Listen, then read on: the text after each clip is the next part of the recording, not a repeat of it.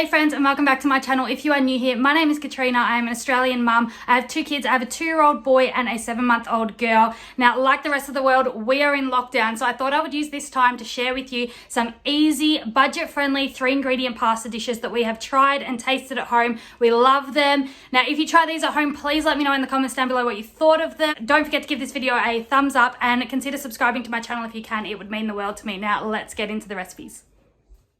So this first recipe uses fettuccine, carbonara pasta sauce and bacon. My bacon is frozen, so I'm just chucking that in the microwave for a minute to thaw out.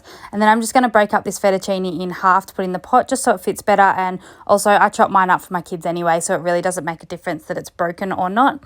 And then I'm just going to spray my pan and add the bacon to that. I like my bacon extra crispy, so I don't know how you like your bacon, but just cook it to your preferred texture and that will be fine. You can also cook your bacon in the oven. I've seen many people do that before and it actually looks like a lot easier, and you avoid all those oil spits then. And yeah, maybe I'll try that one day and let you know how that goes if you haven't tried that before.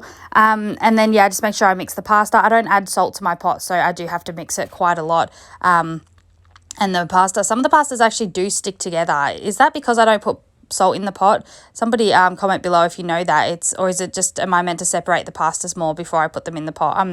I really don't know, but yeah, so I'm just making sure I mix all those up and until they're ready. And then once the pasta is cooked, I'm just going to drain that off, and then I'm going to take the bacon and put that onto a separate cutting board to chop that up. I would put this on some paper towel on a plate to let the oil drain out, but being in this lockdown, I've run out of paper towels, so I had to just make do with what I had.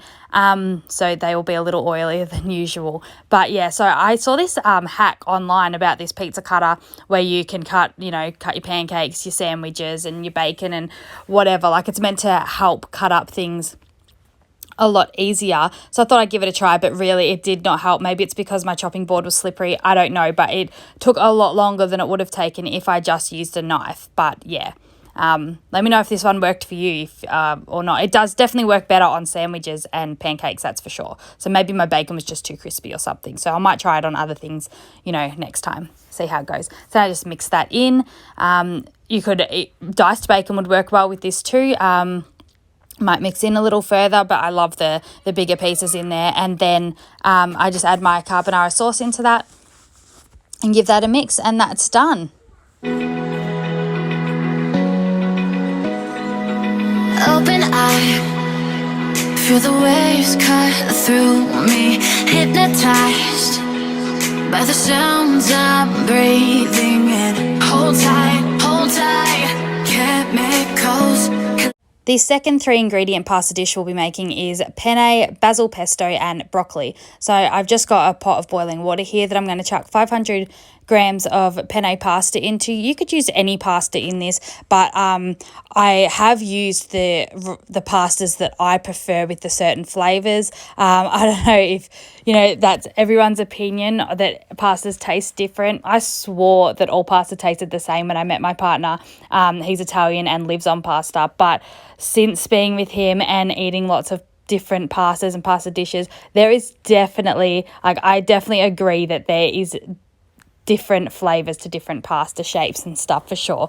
Let me know what you think in the comments down below, but that's just my opinion. So once the pasta's cooked, I've just drained that off, and then I'm adding this full jar of basil pesto. You could use any basil pesto brand you like. I've just got the home brand one there because I stocked up on a few of those when I did my big grocery haul before we got put into lockdown.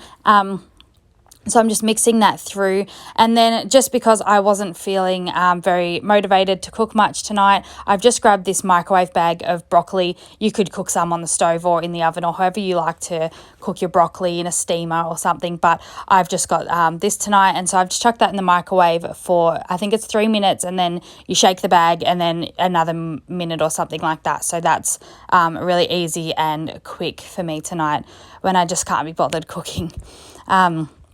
So yeah, then I'm just going to empty that bag into the pot, mix that through, and then that dish is done too. Again, so simple and easy with very minimal ingredients, and it just makes my life easy. Light, hold tight, hold tight, hold tight. Dripping lights. So the third 3-ingredient pasta dish I want to share with you has spirals, tuna and garlic. This recipe was suggested to me by a friend and I just had to share it. This was so good. We actually hadn't had this before in our family, but I will definitely be making this again. I think it's more of a lunch dish than a dinner dish, but yeah, you can make your own mind up on that, but it was so good and I definitely recommend trying this one as well. So I've just put the whole 500 grams of pasta into the pot to cook, and then I'm just going to start on the sauce. So I'm just adding 2 tablespoons of olive oil in the pot here to heat up, and then I'm going to be adding my garlic. Now the recipe calls for about 2 tablespoons of minced garlic, or 2 to 3 cloves of garlic, whichever you prefer. And I'm just adding the rest of my jar here. I think it was about 2 to 3 tablespoons of garlic anyway. But if you love garlic, feel free to add as much as you like, because I did feel like at the end of this, I could have added more garlic. It wasn't very strong. And then I'm just adding my tuna in here. So I've used lemon pepper tuna and 1 tuna that was in olive oil. I just use anything that I had in my cupboard. You could use plain tuna, whatever you have. I'm just trying to, be a bit frugal and stuff with what I have in my pantry, because we can't get it to out to the shops at the moment. So it's just, I'm just using what we have, which is also a great idea if you are on a budget, or, trying to save money for a holiday or something coming up. So yeah, that's it for the sauce. I'm just mixing that in now, and once that's all sort of simmered and cooked together and the flavors have kind of blended up a little bit, that's ready. So I've just drained off the pasta now, and then I'm going to add this sauce into the pasta, mix it up, and that's done. Feel free to add salt and pepper if you like, but I didn't think it needed it. Yeah, this was beautiful. I definitely recommend you trying it. And so those are the 3 pasta dishes that I wanted to share with you this week. Please let me know in the comments down below if you do try any of these out. Let me know what you thought of them. I would love to hear from you. Don't forget to give this video a big thumbs up before you leave. It helps my channel out so much. And if you're not subscribed, please consider subscribing. I would love to have you all become a part of my family here on YouTube if you aren't already. I hope you all have a fantastic weekend, and I will see you all next week. The skies, all because of